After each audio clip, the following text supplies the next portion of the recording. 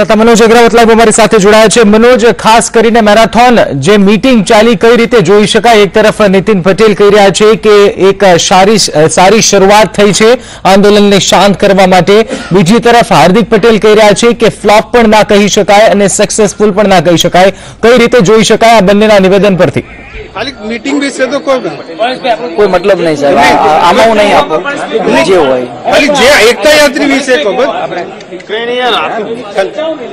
આપણે જે સરકાર સાથે સરકાર કરી છે કે સાનુકૂળ રીતે વાતાવરણ થઈ, આપણે જે 7 મુદ્દા હતા સરકારે કેટલા ગંભીરતાથી લીધા છે? એટલે આપણે સરકારના મુદ્દા આપ્યા છે, સરકારે મુદ્દાને સ્વીકારશે, 10 દિવસમાં લોકો નક્કી કરશે। હાલ એ કોઈ પણ પ્રકારના મુદ્દા સ્વીકારમાં નથી। આ ફક્ત જે ઇજાગ્રસ્ત અમારા યુવાનો હતો એમની સારવારનો ખર્ચો તમામ સરકાર ઉપર છે, એક મુદ્દો સ્વીકારવામાં આવ્યો છે। 10 દિવસની અંદર પોતાના મુદ્દા રજૂ કરશે અને અમે અમારો કાર્યક્રમ ચાલુ રાખશું। 19 તારીખે અમારી દાંડી યાત્રા નીકળશે અને એ પહેલા જુદા જુદા કાર્યક્રમો અમે દરેક તાલુકા ગામડાઓમાં આપીશું। દાંડી યાત્રાને આપણે એકતા યાત્રા નામ આપ્યું છે, કઈ રીતે એકતા યાત્રા? એટલા માટે કે સંગઠન શક્તિની તાકાત છે એટલા માટે એકતા યાત્રા એનું નામ આપ્યું છે। બાકી દાંડીના માર્ગે જે યાત્રા નીકળશે એ લોકો પહેલા આપણે સભાઓ કઈ યોજવાના છે?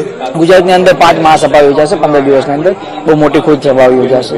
અને બીજો એક કાર્યક્રમ અમે આપ્યો છે કે ગુજરાતના તમામ તાલુકા ગામડા સોસાયટીઓમાં કોઈ પણ નેતાએ ન આવવું એવા બેનરો લગાવી દેવા। એટલે ચૂંટણીમાં પણ આપણે સરકારનું આંદોલન ચાલુ રાખીશું, સરકાર નિર્ણય કરે કે ના કરે બીજું તમામ।